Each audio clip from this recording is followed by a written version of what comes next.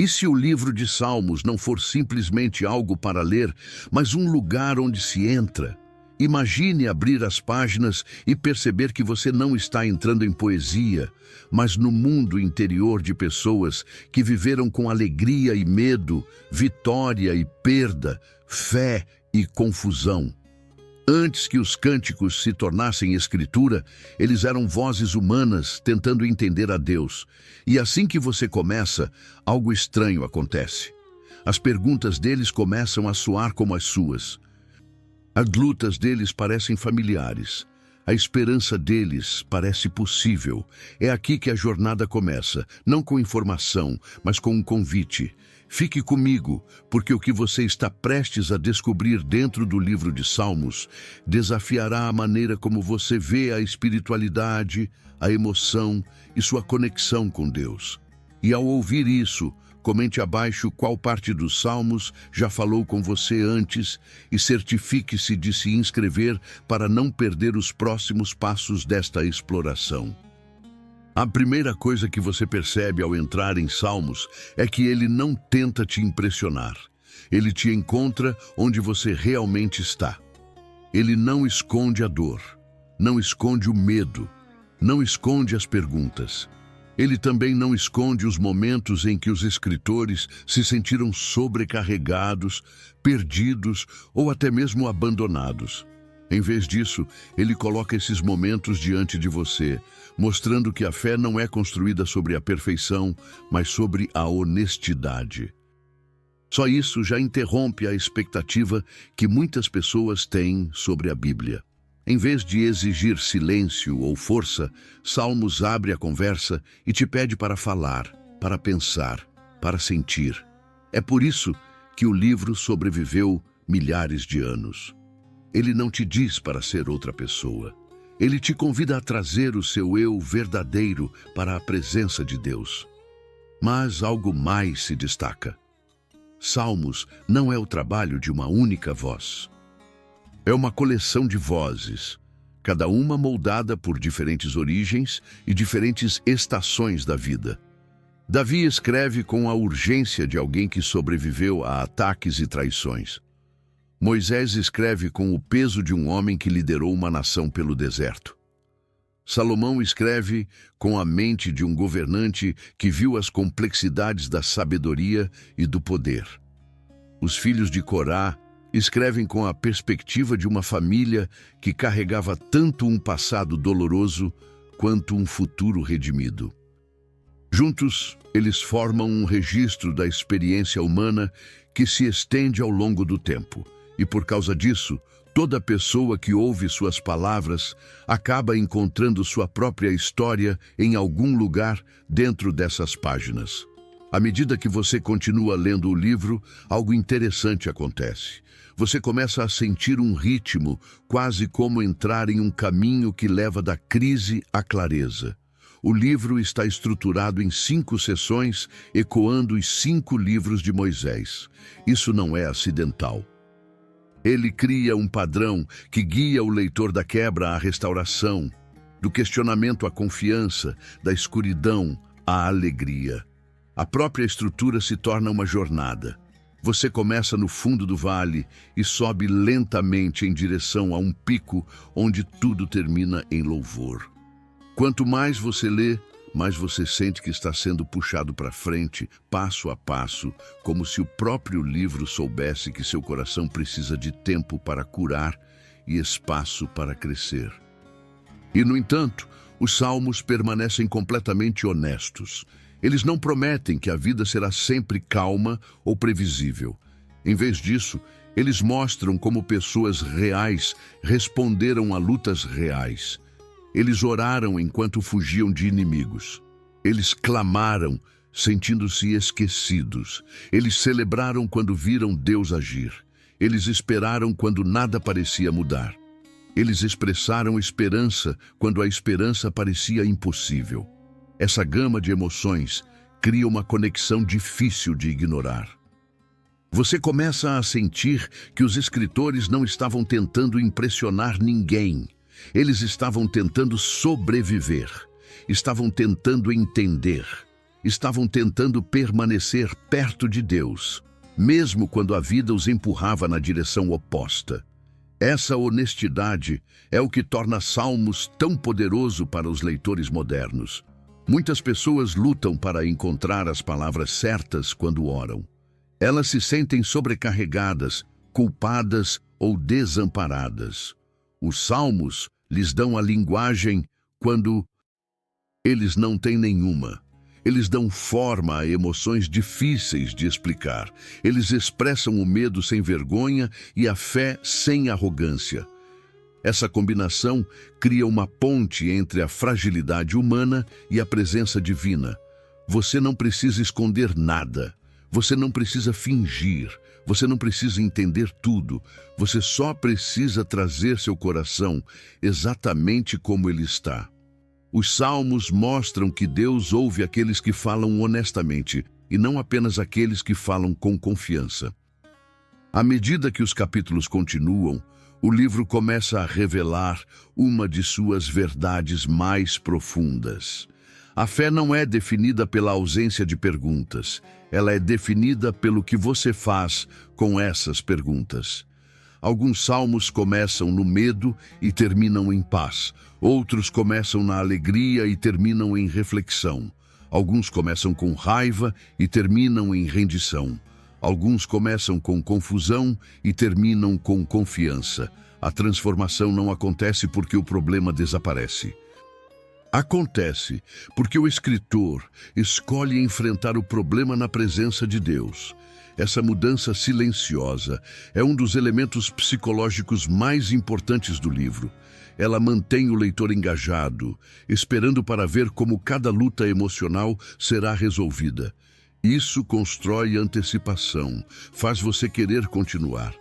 Mas os salmos fazem mais do que expressar emoção. Eles moldam a maneira como você vê o mundo. Eles te desafiam a lembrar o que Deus fez no passado para que você possa permanecer firme no presente. Eles te lembram que Deus é fiel mesmo quando as circunstâncias parecem instáveis.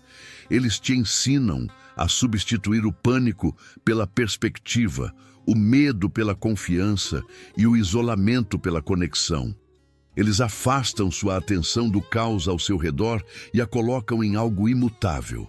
Essa mudança de foco é uma das razões pelas quais o livro é tão amplamente amado. Ele tira o leitor da confusão emocional e o leva à clareza. Ao mesmo tempo, os salmos contêm um chamado contínuo ao relacionamento. Eles te ensinam a falar, a ouvir, a refletir, a questionar e a descansar. Eles mostram que Deus está perto daqueles que se sentem fracos e perto daqueles que se sentem perdidos. Eles revelam que a adoração não é sobre cantar músicas, é sobre voltar o seu coração para Deus em todas as fases da vida. Quando você se sente alegre, você adora. Quando você se sente incerto, você adora. Quando você se sente quebrado, você adora. Quando você se sente grato, você adora. Essa mensagem consistente molda toda a experiência do livro. Ela treina lentamente o coração para reconhecer a presença de Deus em toda parte. Ao chegar aos capítulos finais do livro, algo notável acontece. A tensão que vinha se acumulando através de todas as lutas, perguntas e conflitos começa a se dissipar. Os últimos salmos explodem em confiança e louvor. É como se toda a jornada estivesse levando a este momento. As vozes que antes clamavam por ajuda, agora chamam para a celebração. Os corações que antes estavam pesados, agora se elevam em gratidão. A história que começou com incerteza, termina com clareza. Essa transformação não é apenas inspiradora, é evidência de que os escritores descobriram algo profundo sobre a natureza de Deus. Algo que eles acreditavam valer a pena transmitir a todas as gerações futuras. É por isso que o livro de Salmos permanece vivo hoje. Ele fala a todo tipo de pessoa, em todo tipo de situação. Ele oferece conforto quando nada faz sentido. Ele te fortalece quando você se sente fraco. Ele te guia quando você se sente perdido. Ele fica ao seu lado quando você se sente sozinho. E ele te ensina que Deus não precisa de pessoas perfeitas. Ele encontra pessoas reais na vida real, com problemas reais. Os salmos te lembram que sua voz importa, suas emoções importam e sua jornada importa.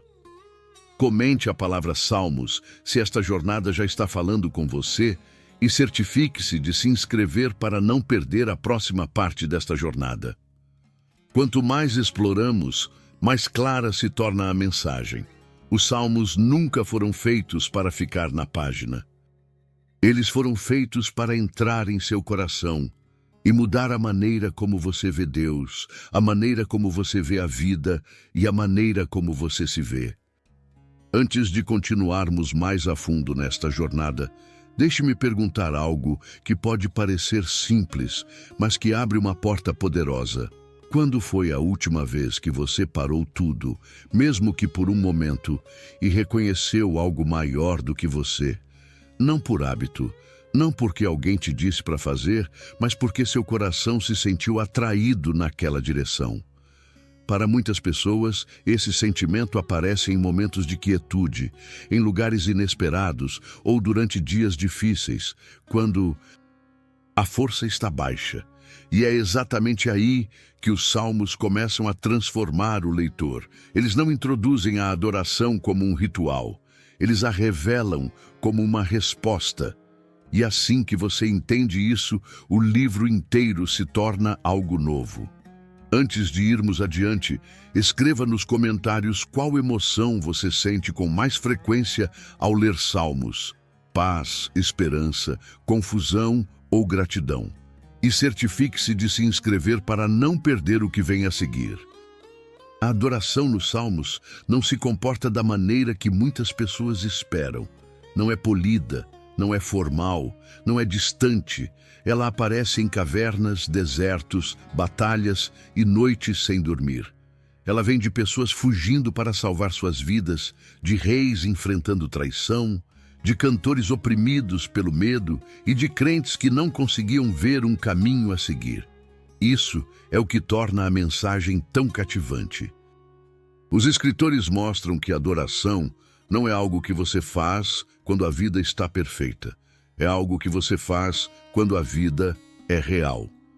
Isso quebra imediatamente o padrão que o público espera e introduz uma nova forma de pensar.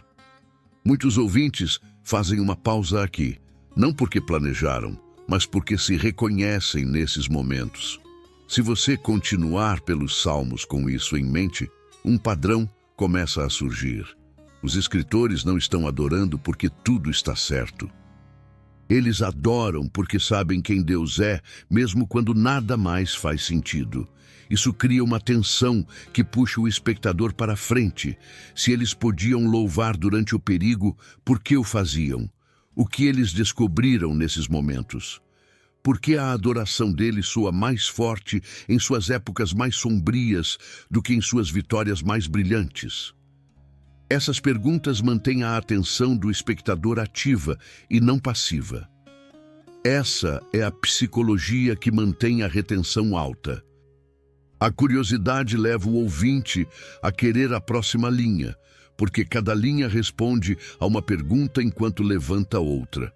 Enquanto Davi escreve sobre louvar a Deus em todos os momentos, aprendemos algo importante. Adoração não é uma reação à emoção. É uma decisão baseada na identidade. E essa identidade não é sobre grandeza pessoal. É sobre reconhecer que Deus é estável mesmo quando nós não somos. É por isso que os salmos mostram a adoração acontecendo tanto na celebração quanto na crise. O foco não está na circunstância. O foco está naquele que permanece o mesmo em todas as circunstâncias. Essa simples verdade cria uma mudança na mente do leitor. Ela interrompe suas suposições e a substitui por clareza. Mas os salmos não mostram apenas por que adoramos. Eles mostram o que a adoração faz. Quando as pessoas louvam a Deus nos salmos, algo começa a mudar dentro delas. Elas nem sempre recebem respostas imediatamente, elas nem sempre veem o resultado que desejam, mas elas ganham perspectiva, o medo se torna menor, o estresse se torna mais silencioso, a confusão se torna mais leve. Isso não é um efeito mágico, é psicológico e espiritual. A adoração redireciona a atenção do medo para a estabilidade, do caos para a ordem, da preocupação para algo imutável. Essa mudança cria alívio emocional, e o espectador sente isso enquanto ouve. Torna-se uma interrupção de padrão em sua própria mente. O livro também mostra como a adoração pode ser expressa de diferentes maneiras. Às vezes, soa alta e alegre. Outras vezes, soa quieta e quase sussurrada. Às vezes, vem de um grupo. Outras vezes, vem de uma única voz na escuridão. Essa diversidade mantém o leitor engajado porque a mensagem parece real. Ela abrange todo tipo de momento que um ser humano pode experimentar. Em vez de ensinar adoração por meio de regras, os salmos a revelam por meio de vidas reais. Isso torna a mensagem fácil de entender e difícil de ignorar. Outro detalhe importante é como a adoração funciona como um lembrete. Muitos salmos começam com medo ou tristeza, mas terminam com confiança. O escritor não nega seus problemas, eles simplesmente os colocam em uma posição diferente. Eles mudam o foco para o caráter de Deus, suas ações passadas e suas promessas. Esse processo está embutido na estrutura de muitos salmos. É quase como caminhar por um corredor que começa em confusão e termina em clareza. A transformação acontece gradualmente, linha por linha. E essa progressão gradual mantém o ouvinte conectado, esperando o ponto de virada. Ao mesmo tempo, os salmos mostram que a adoração não é apenas pessoal, é também comunitária. Quando os escritores chamam outros para se juntarem a eles, eles não estão tentando criar uma performance. Eles estão criando unidade. Eles estão dizendo, você não passa por isso sozinho. Eles convidam as pessoas a ficarem juntas, a cantarem juntas, a lembrarem juntas. Essa expressão coletiva cria um senso de pertencimento que muitas pessoas anseiam, especialmente quando se sentem isoladas ou sobrecarregadas. Esse elemento fortalece o impacto emocional da mensagem porque lembra ao espectador que suas lutas e alegrias são experiências compartilhadas e não batalhas privadas. Mas talvez o mais impressionante que os salmos revelam é que a adoração não depende de entender o futuro. Ela está enraizada na confiança em Deus no presente. Os escritores não esperam para adorar até terem as respostas. Eles adoram enquanto esperam pelas respostas. Isso cria uma tensão poderosa que mantém o público emocionalmente investido. Todos sabem como é esperar, se preocupar, ansiar por clareza. Os salmos falam diretamente a essa tensão, mostrando que a adoração pode existir mesmo antes da resolução. Essa honestidade é o que dá força ao livro. Perto do final de muitos salmos baseados em adoração, uma mudança se torna perceptível. O tom se move do medo para a coragem, da confusão para a direção, da fraqueza para a força. Os escritores frequentemente terminam com uma confiança renovada. Não porque a situação mudou, mas porque a perspectiva deles mudou. Esse padrão cria uma recompensa emocional que encoraja o ouvinte a permanecer engajado. A mensagem começa a aparecer progresso, movimento, uma jornada com propósito. Enquanto você reflete sobre tudo isso, reserve um momento e escreva nos comentários qual tipo de momento de adoração fala mais com você. Os cânticos alegres, as orações silenciosas, os clamores por ajuda ou as declarações de confiança. Isso ajuda a construir uma comunidade de reflexão e também apoia este conteúdo para que ele possa alcançar mais pessoas. E certifique-se de se inscrever para não perder a continuação desta jornada, porque cada parte dos Salmos revela uma nova camada de compreensão que se baseia na anterior. Quanto mais exploramos, mais claro se torna que a adoração nos Salmos não é sobre perfeição. É sobre honestidade. É sobre escolher elevar seus pensamentos para algo maior, mesmo quando seu coração se sente pesado. É sobre lembrar o que Deus fez para que você possa permanecer firme no que está enfrentando agora. É sobre reconhecer que a adoração não é uma fuga da realidade. É uma maneira de permanecer fundamentado na verdade enquanto caminha pela realidade. E à medida que continuamos na próxima parte desta jornada, prepare-se, porque o livro de Salmos não para na adoração. Ele te conduz a uma conexão mais profunda, uma confiança mais forte e uma compreensão mais clara de como se aproximar de Deus com cada parte da sua vida. O que vem a seguir desafiará a maneira como você vê a oração, a emoção e a devoção pessoal. Há um momento, em algum lugar entre o silêncio e o pensamento, onde você se torna consciente do seu próprio mundo interior. Geralmente acontece quando tudo ao seu redor desacelera por um segundo.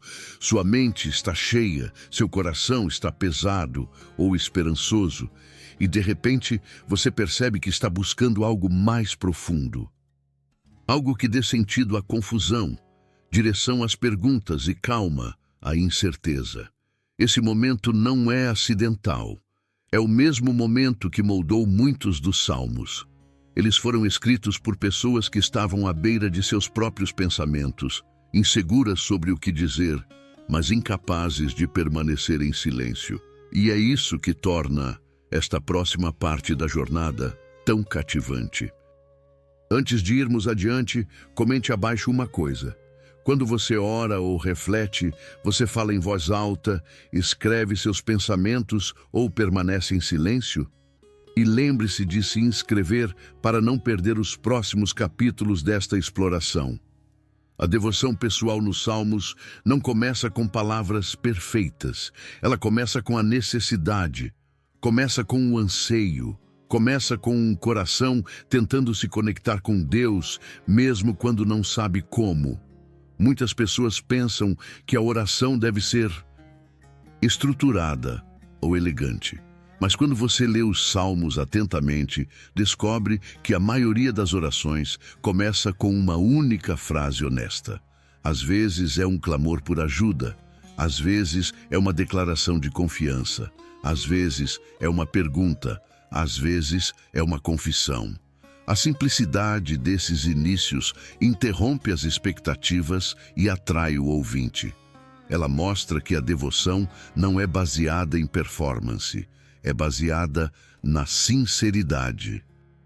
O que torna isso tão poderoso é que os Salmos mostram todo tipo de estado emocional. Eles mostram uma pessoa que se sente forte em um momento e perdida no seguinte. Eles mostram alguém que se sente perto de Deus e de repente distante. Eles mostram um coração que alterna entre certeza e dúvida. Essa imprevisibilidade cria engajamento psicológico porque parece real. O ouvinte reconhece suas próprias inconsistências nas palavras de pessoas que viveram milhares de anos atrás. E essa conexão é o que prepara o palco para uma retenção profunda. Você fica porque se sente visto. À medida que você avança nos Salmos, um novo padrão começa a surgir. Os escritores não estavam apenas falando com Deus, eles estavam falando consigo mesmos. Eles estavam tentando acalmar seus pensamentos, lembrar-se da verdade e resistir ao desânimo. Cada linha se torna uma conversa entre a emoção e a compreensão. Esse diálogo interno torna o texto fácil de se identificar, porque todos experimentaram momentos em que seus pensamentos se tornam altos e confusos. Os salmos dão linguagem a esses momentos, guiando o leitor através da autoconsciência e da rendição. Um dos elementos mais importantes da devoção pessoal nos salmos é o desejo. Muitos salmos começam com um anseio que é quase desconfortável em sua honestidade. Os escritores admitem sua fraqueza, seu vazio, sua fome por intimidade com Deus. Esse anseio cria tensão porque o desejo sempre levanta uma pergunta: será que ele será satisfeito?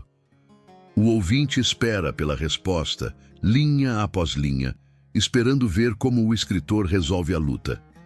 Essa antecipação mantém o espectador engajado, querendo entender como alguém se aproxima de Deus de um lugar emocionalmente tão cru. Mas o desejo por si só não é o centro da devoção pessoal. Os salmos mostram que a devoção cresce por meio do hábito. Não um hábito rígido, mas um retorno consistente. Os escritores voltam para Deus pela manhã, à noite, durante o problema, durante a paz. Eles não esperam pelas condições certas, eles se voltam para Ele como estão. Essa consistência ensina algo essencial. A devoção não é medida por como você se sente, é medida por a quem você se volta. Essa mudança desafia as suposições do ouvinte e cria uma interrupção de padrão. Em vez de esperar pela motivação espiritual, os salmos mostram que a devoção é um conjunto de escolhas que constroem o fundamento da força interior. A meditação nos salmos também parece diferente do que muitas pessoas imaginam. Não se trata de esvaziar a mente, trata-se de preenchê-la, trata-se de reservar um tempo para se sentar com as palavras de Deus, deixando que elas modelem seus pensamentos, em vez de deixar que o medo ou a confusão tomem conta. Esse tipo de meditação ajuda o leitor a entender por que o livro permaneceu importante por tanto tempo. Ele não oferece rituais complicados, ele oferece práticas simples que transformam a maneira como uma pessoa pensa, reage e crê. O leitor começa a ver a meditação como algo acessível em vez de distante. À medida que os salmos nos guiam através da oração e da reflexão, uma verdade mais profunda começa a surgir. A devoção pessoal não é passiva, ela requer abertura. Ela requer coragem. Muitos salmos revelam medos ocultos, arrependimentos não ditos e perguntas não respondidas. Os escritores não escondem suas lutas emocionais, eles as trazem diretamente a Deus. Essa transparência mostra que a devoção não é sobre fingir que tudo está bem. É sobre admitir que nem tudo está bem, enquanto se confia que Deus permanece por perto. Essa honestidade constrói ressonância emocional com o ouvinte porque se alinha com a vida real. Uma das características mais impressionantes dos salmos é a frequência com que os escritores pedem orientação. Eles querem saber o que fazer. Eles querem direção. Eles querem clareza. Mas, acima de tudo, eles querem ser conduzidos. Esse desejo de ser guiado cria uma tensão sutil que mantém o público ouvindo. Reflete a experiência humana universal de tentar tomar decisões sábias sem ter certeza. Os salmos não prometem respostas instantâneas. Em vez disso, eles mostram um processo de espera, escuta e confiança. Esse processo em si se torna significativo porque o espectador aprende a valorizar a jornada, não apenas o destino. A quietude é outra dimensão inesperada da devoção nos salmos. Muitas pessoas evitam a quietude porque o silêncio torna seus pensamentos mais altos. Mas os salmos convidam o leitor a fazer uma pausa, respirar e dar espaço para a clareza chegar. A quietude desvia a atenção do ruído externo para a verdade interna. Torna-se um momento em que o coração se abre e a mente se reinicia. Esse elemento cria um efeito calmante dentro da narrativa, equilibrando a intensidade emocional com a reflexão silenciosa. Isso também aumenta a retenção, pois contrasta com a tensão anterior, criando um ritmo que mantém o ouvinte engajado. Ao continuar pelos Salmos, você começa a sentir que a devoção não é um evento único, é uma jornada. Alguns dias são repletos de confiança, outros são repletos de confusão. Alguns momentos carregam gratidão, outros carregam necessidade. Os escritores mostram que a devoção cresce em ciclos, no retorno, na repetição. Isso torna a mensagem prática e realista, remove a pressão da perfeição e a substitui pela consistência. E agora, ao chegarmos a este ponto da jornada, reserve um momento para comentar algo específico. Escreva a palavra buscando, se você já pediu a Deus por orientação em um momento de incerteza. Isso ajuda a construir conexão na comunidade aqui e também apoia o conteúdo para que ele possa alcançar mais pessoas. E não se esqueça de se inscrever para ficar conosco em todos os capítulos desta série. O que fica claro é que os Salmos não ensinam devoção por meio da teoria. Eles a ensinam por meio da experiência. Eles mostram pessoas aprendendo a confiar, aprendendo a ouvir, aprendendo a descansar. Eles mostram como a devoção muda uma pessoa de dentro para fora. Não por pressão, mas por presença. Não por perfeição, mas por honestidade. E não por respostas imediatas, mas por retorno contínuo. Se você está pronto, continuamos agora para uma parte dos Salmos que muitas pessoas evitam, mas de que precisam desesperadamente: a linguagem crua e sem filtros do lamento. Este próximo capítulo desafiará como você vê a emoção, a fé e a vulnerabilidade. Fique comigo. Há um ponto em toda a jornada espiritual onde as perguntas se tornam mais altas do que as respostas. Muitas vezes, ele chega sem aviso. Você pode ter se sentido estável, esperançoso, até confiante, até que algo abala o alicerce em que você estava pisando. Pode ser uma perda, uma decepção, um atraso ou um momento que te força a confrontar as emoções que você tentou ignorar. E quando esse momento chega, parece que tudo para. Os Salmos não escondem esta fase. Na verdade, eles caminham diretamente para ela. Eles revelam uma parte da fé que muitas pessoas evitam, mas que toda pessoa experimenta. Antes de continuarmos, escreva uma palavra nos comentários que descreva como seu coração se sentiu neste mês. E certifique-se de se inscrever para não perder as próximas partes desta jornada. Esta parte dos Salmos não é confortável, não é polida, não é inspiradora no sentido usual. É crua, é vulnerável, é honesta. Ela mostra pessoas que estão tentando se manterem firmes enquanto sentem que estão desmoronando. Mostra orações que começam com frustração em vez de confiança. Mostra emoções que muitos crentes hesitam em expressar. E é exatamente por isso que importa. O lamento é a linguagem da alma, quando ela não sabe mais o que fazer com a dor. O que torna o lamento tão cativante é a tensão que ele cria. Os escritores se sentem abandonados, mas ainda falam com Deus. Eles se sentem confusos, mas ainda buscam. Eles se sentem oprimidos, mas se recusam a se silenciar. Essa contradição emocional atrai o ouvinte porque espelha a vida real. As pessoas geralmente pensam que fé significa manter a calma ou fingir que tudo está bem. Mas quando você entra nos Salmos de lamento, você descobre o oposto. Essas orações começam onde o coração humano geralmente se quebra. Uma das primeiras coisas que você nota é que o lamento não começa suavemente. Ele começa com perguntas fortes. Até quando? Por quê? Onde você está? Essas perguntas interrompem a expectativa do ouvinte porque soam como pensamentos que muitas pessoas mantêm escondidos. O impacto psicológico é imediato. O espectador se sente visto, sente-se compreendido, sente permissão para reconhecer suas próprias lutas. E esse reconhecimento cria conexão emocional, o que aumenta a retenção. Mas o lamento não é apenas sobre expressão, é sobre honestidade com intenção.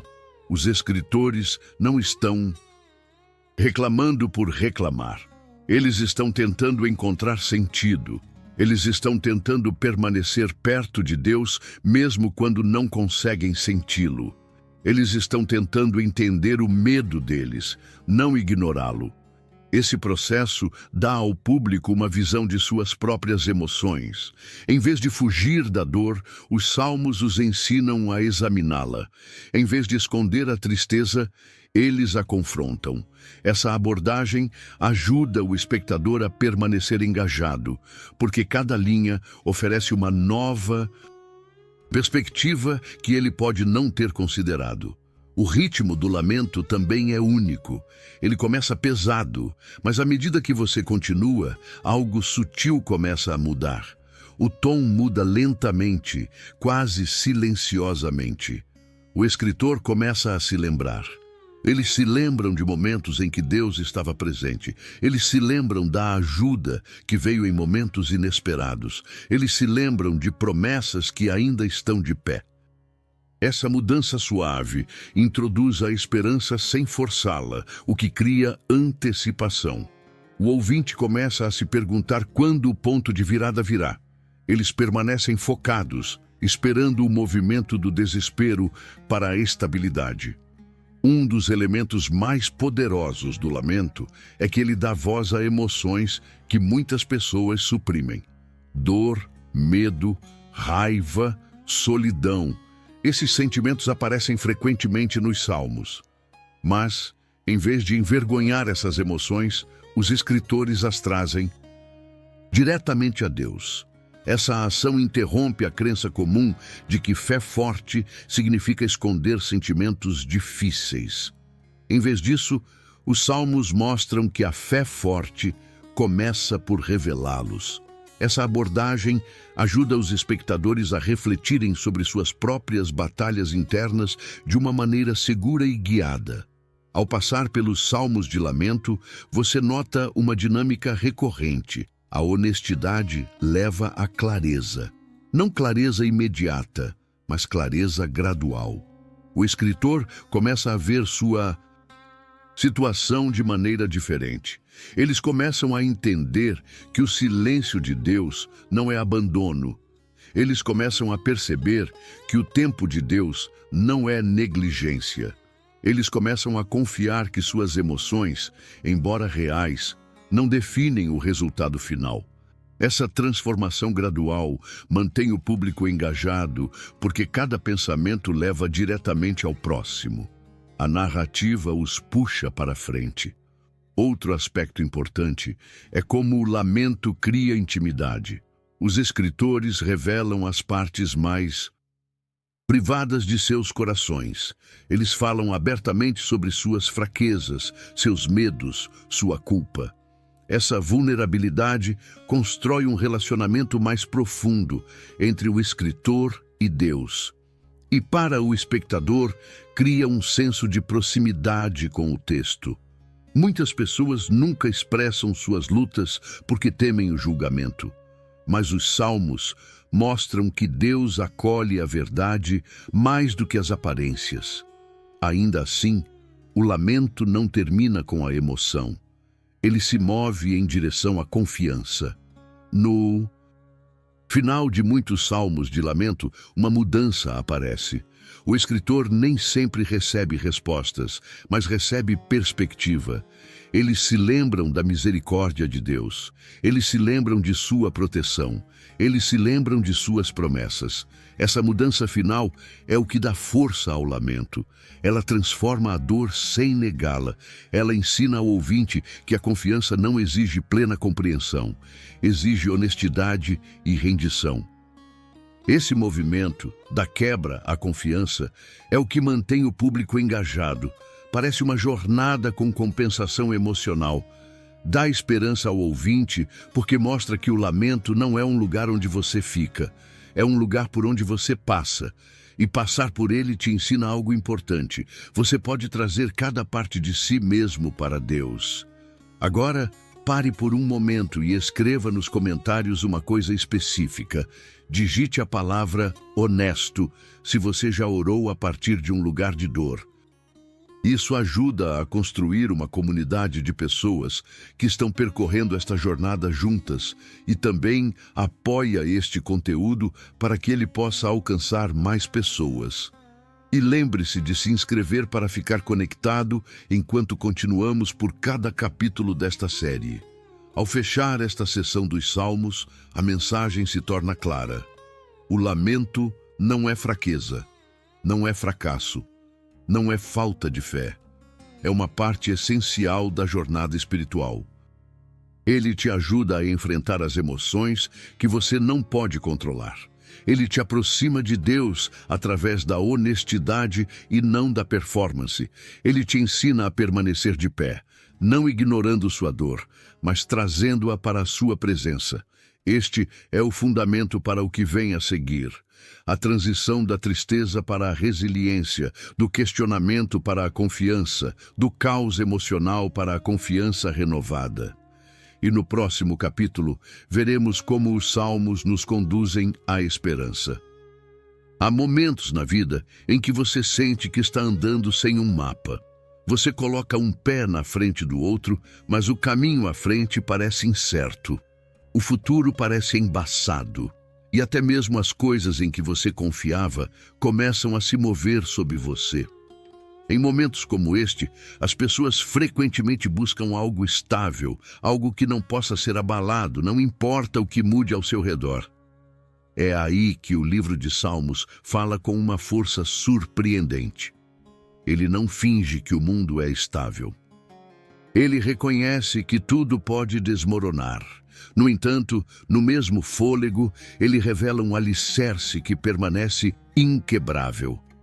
Antes de nos aprofundarmos, comente a palavra âncora, se você já precisou de estabilidade em um momento difícil. E certifique-se de se inscrever para não perder os próximos capítulos desta jornada. A esperança nos Salmos é diferente da maneira como a maioria das pessoas usa essa palavra. Não é um desejo, não é otimismo, não é fingir que tudo vai dar certo. É confiança em algo que não se move, mesmo quando todo o resto se move. Esse tipo de esperança aparece repetidamente ao longo do livro. Ela cresce através da adversidade, ela sobrevive à decepção, ela se mantém viva nos vales mais escuros.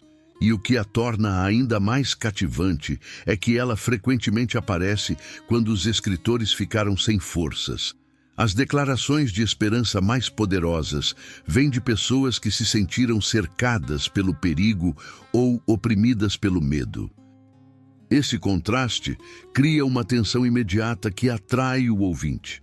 Como pode alguém expressar confiança quando suas circunstâncias parecem sem esperança? Como pode uma pessoa declarar, "Eu não temerei", enquanto está no meio do caos? Essas perguntas despertam a curiosidade.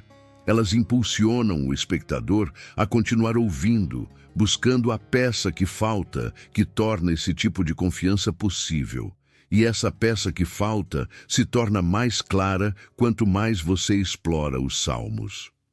Os escritores viam Deus não apenas como um governante distante, mas como um protetor presente. Eles acreditavam que ele era um refúgio, um abrigo, uma fonte de força que não desaparecia em momentos difíceis. Essa perspectiva muda toda a paisagem emocional dos Salmos. O medo não desaparece, mas perde o controle. A ansiedade não some, mas não define mais o resultado. Os escritores ainda enfrentam perigo, perda e incerteza, mas eles permanecem de pé dentro disso.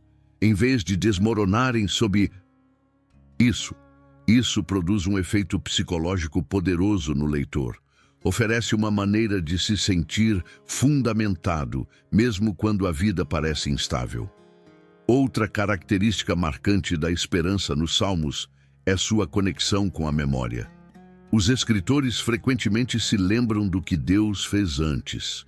Eles relembram momentos de resgate, provisão, cura e orientação. Essas memórias se tornam âncoras que estabilizam suas mentes quando as emoções começam a girar. Esse elemento cria uma interrupção de padrão natural no texto. Justo quando o escritor começa a afundar no desespero, ele se puxa para cima através da lembrança. E esse padrão, repetido ao longo dos Salmos, treina o leitor a fazer o mesmo.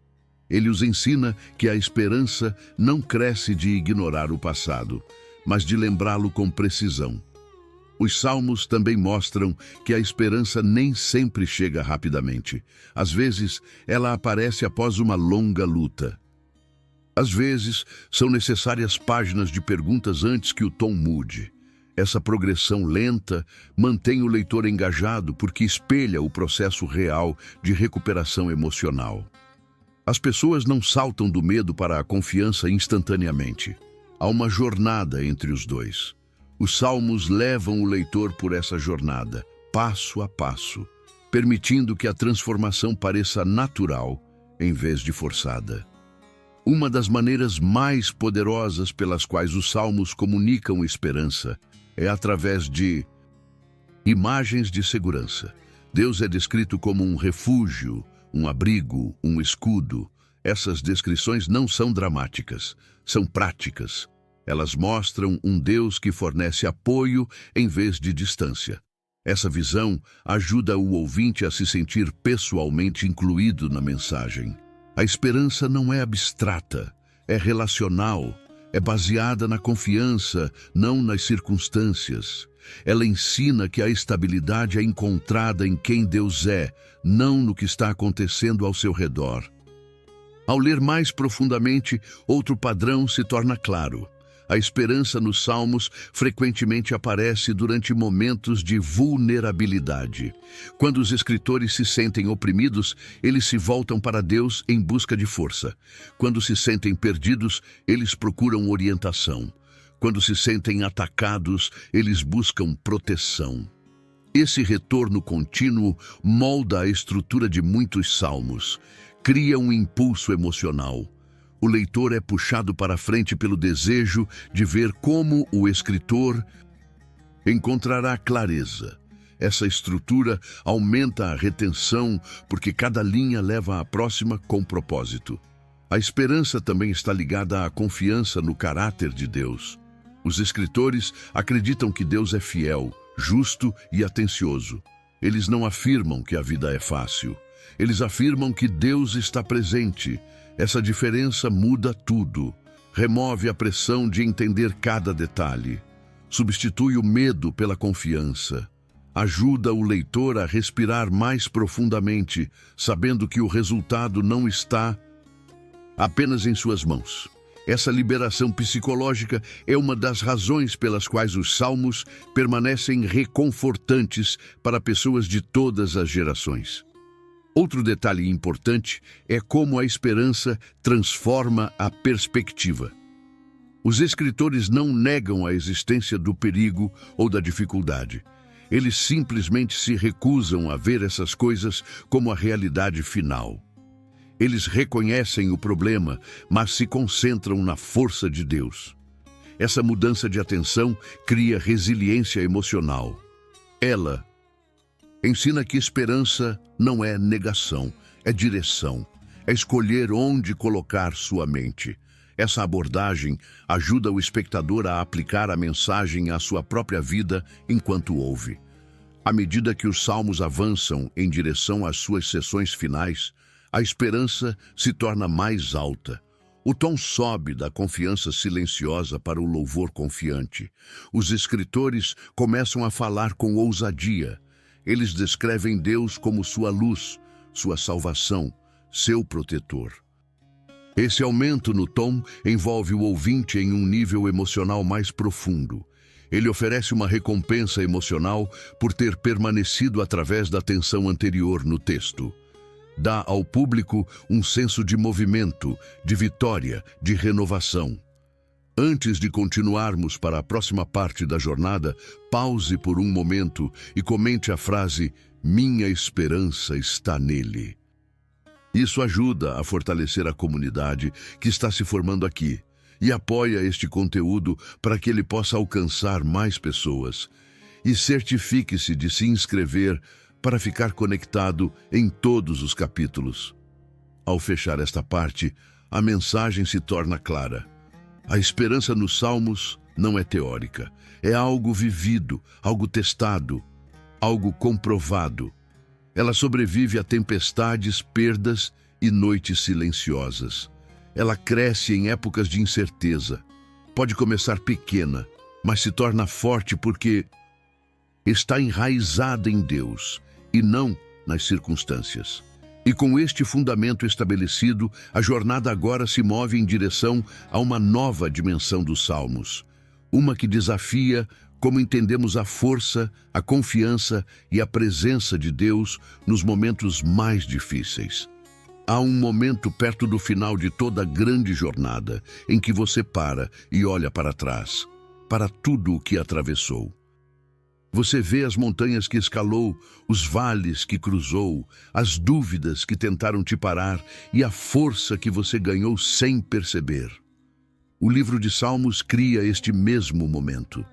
Depois de caminhar pela adoração, devoção, lamento, confiança e esperança, você começa a sentir que algo maior estava se formando no fundo. Algo que une cada emoção, cada oração, cada luta. E assim que você pensa que entende o padrão, os Salmos revelam outra camada que te puxa para mais fundo. Antes de continuarmos, comente a palavra jornada.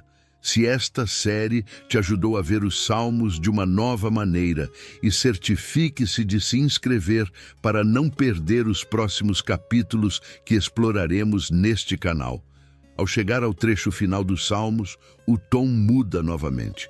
Torna-se mais amplo, maior, quase como se os escritores estivessem dando um passo para trás para mostrar um panorama geral.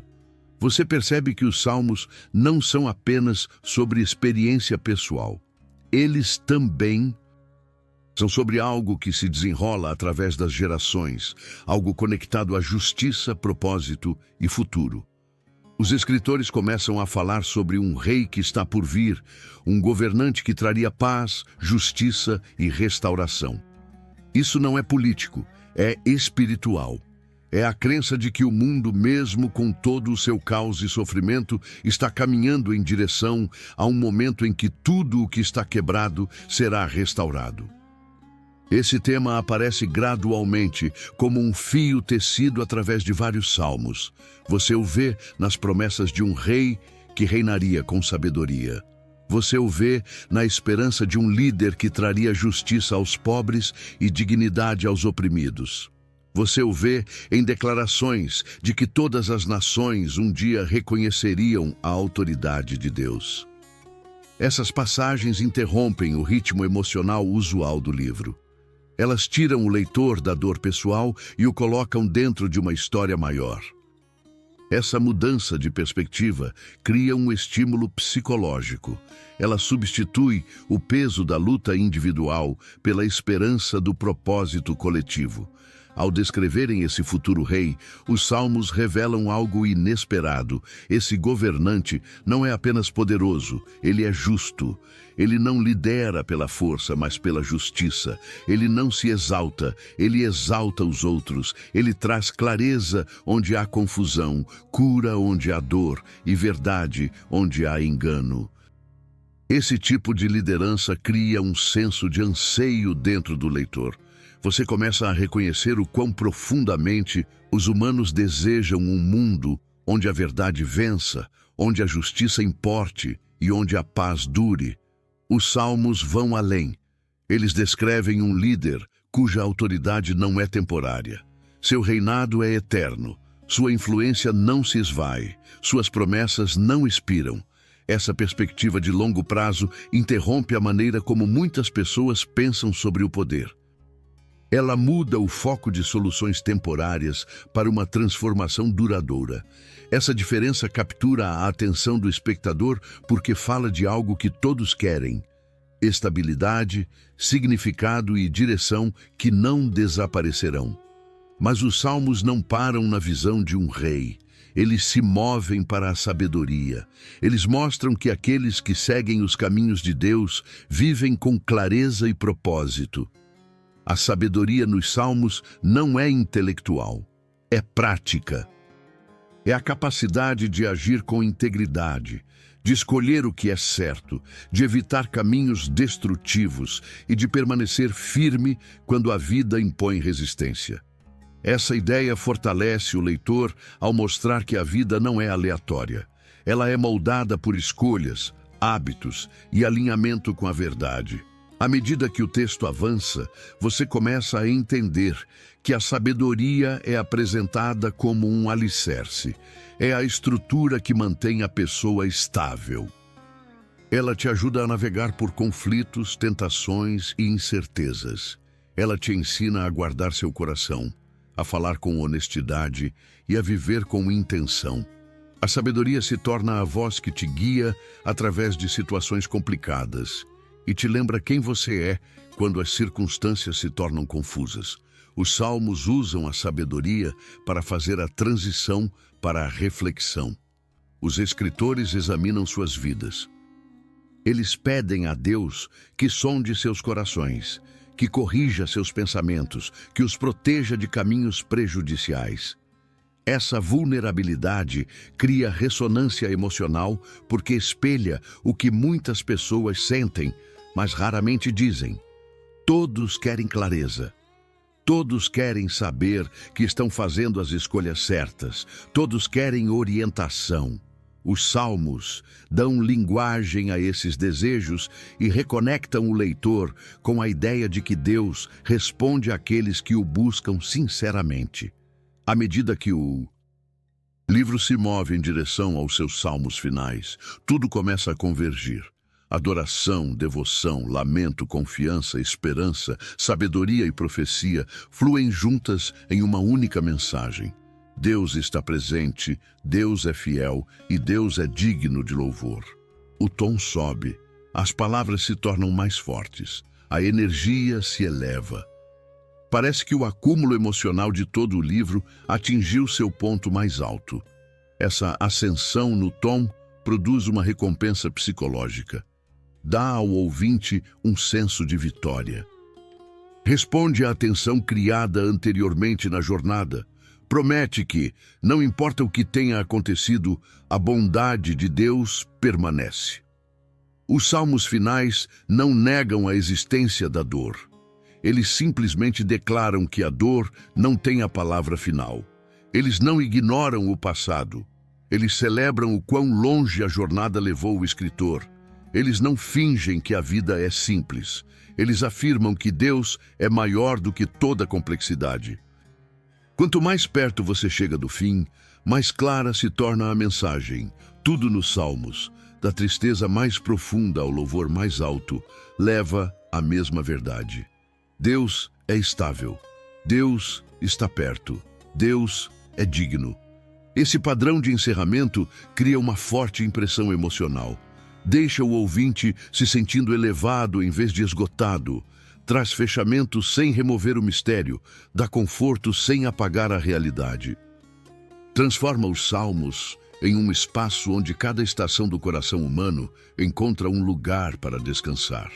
Antes de encerrarmos esta jornada, reserve um momento para comentar uma frase específica. Escreva, Ele é fiel, para afirmar a mensagem que os salmos revelaram e para se juntar a outros que estão percorrendo esta mesma jornada. Seu comentário ajuda este conteúdo a alcançar mais pessoas que precisam dele e constrói uma comunidade de reflexão e encorajamento.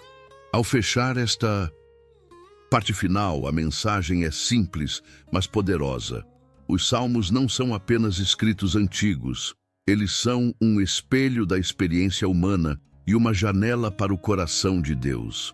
Eles te mostram o que significa falar honestamente, confiar profundamente, esperar com ousadia e viver com propósito. Eles te lembram que você nunca está sozinho em suas emoções ou em suas perguntas. E eles te convidam para um relacionamento com Deus que é real, estável e forte. Se você deseja continuar recebendo esse tipo de conteúdo, certifique-se de se inscrever no canal para não perder o que vem a seguir.